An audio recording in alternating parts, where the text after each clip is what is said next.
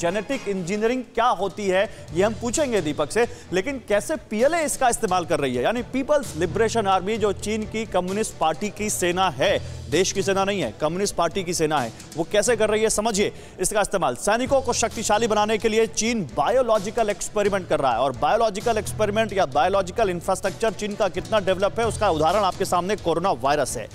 इसके लिए चीन गर्भवती महिलाओं के जेनेटिक डेटा का चोरी छिपे अध्ययन कर रहा है। अमेरिकी सलाहकार समूह ने जो बाइडेन सरकार को यह जानकारी देते हुए सतर्क किया है, तो दुश्मन पर नजर रखना यह काम होता है खुफिया एजेंसियों का, और खुफिया एजेंसियां जो बाइडेन को यह सतर्क कर रही है कि चीन देखिए ऐसा कर रहा है। चीनी कंपनी का नाम आया है BGI, 80 लाख चीनी महिलाओं का डेटा चोरी से इकट्ठा कर चुकी है ताकि उस पर रिसर्च किया जा सके और इस बायोलॉजिकल इंजीनियरिंग को या जेनेटिक इंजीनियरिंग को अंजाम दिया जा सके। चीन अपने सैनिकों को आनुवांशिक रूप से उन्नत बनाने के लिए ऐसा कर रहा है, यह रिपोर्ट कहती है। और चीनी कंपनी BGI दुनिया भर में गर्भवती महिलाओं की प्रीनेटल टेस्ट के लिए मशहूर है। जिस कंपनी की हम बात कर रहे हैं, प्रीनेटल टेस्ट में यह पता लगा जाता है कि कहीं भ्रूण में कोई जीन संबंधी दोष तो नहीं है। आप लिंक देखिए, डॉट्स कनेक्ट कहां से हो रहे हैं ये समझिए।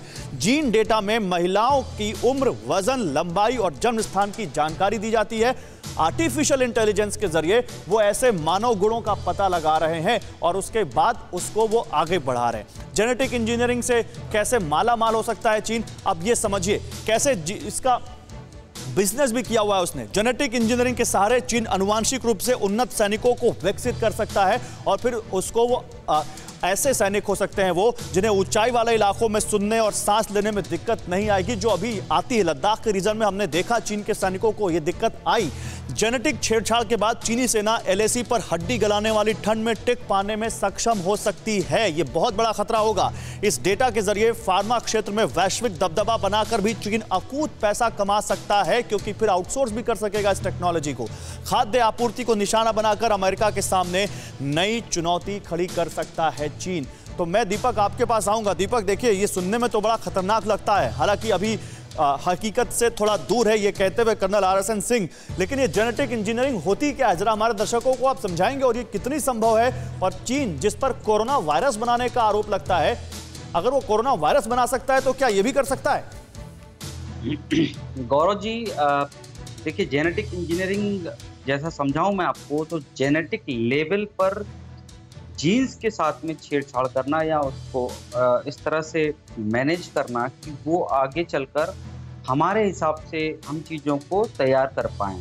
तो जेनेटिक लेवल पर किसी तरह से इंजीनियरिंग करी जाती है और इतना सक्षम बनाया जाता है उस ह्यूमन बॉडी को, जहाँ पर ये जीन्स को मॉडिफाई करके उसको इस कैपेबल बनाया जाता है कि वो हमारे डेजिग्नेटेड या हमारे प्लान्ड वे में जो हम चाह रहे हैं वैसा हम देख पाएं। और जेनेटिक इंजीनियरिंग कोई नई टर्मिनोलॉजी नहीं है, बहुत पहले से चले आ रही है। ह्यूमन जीनोम सीक्वेंसिंग के समय से लेकर अब तक बहुत सारी इसमें चीजें इवॉल्व हुई है। मतलब आपकी बात का मतलब ये समझूं मैं, तो हम अपने हिसाब से लोगों के जो इंस्टिंक्ट्स हैं उनको कंट्रोल कर पाएं, यानी लोगों को भूख कम लगे, लोगों को थकान कम हो, ऐसा कुछ। मैं आपको बताना चाहूंगा कि एक एग्जांपल देता हूं मैं NAD+ का। निकोटिनामाइड एडेनाइन डाइन्यूक्लियोटाइड एक ऐसा सब्सटेंस है, एक जेनेटिक ऐसा कोएंजाइम है जो जेनेटिक लेवल पर पाया जाता है, जो रेडिएशन, पॉल्यूशन और तमाम तरह की चीजों के कारण हमारे शरीर के DNA को डैमेज करता है, और हर लिविंग सेल के अंदर में ये पाया जाता है NAD+। अब सेल डैमेज हो जाएंगी तो एजिंग का प्रॉब्लम शुरू हो जाएगा, इसलिए हम धीरे धीरे उम्र दराज होते जाते हैं और बूढ़े होते जाते हैं और हमारी एफिशिएंसी कमजोर होते जाती है। लेकिन क्या कोई ऐसी मेथड होगी जिससे NAD+ का जो डीजनरेशन हो रहा है या जो डाउन हो रहा है उसको हम एनहांस कर सकें? यही जेनेटिक इंजीनियरिंग है। और नहीं, तो ये तो केवल चीन नहीं है, ऐसा ही कुछ अमेरिका भी कर रहा है। मैंने कहा था ना कि चीन का हम सुपर सोल्जर का आपके सामने चिट्ठा खोल रहे हैं, लेकिन केवल चीन ऐसा नहीं है। ऐसा लगता है इन सुपर पावर्स में प्रकृति पर कंट्रोल पाने का, मदर नेचर पर कंट्रोल पाने की होड़ लगी हुई है।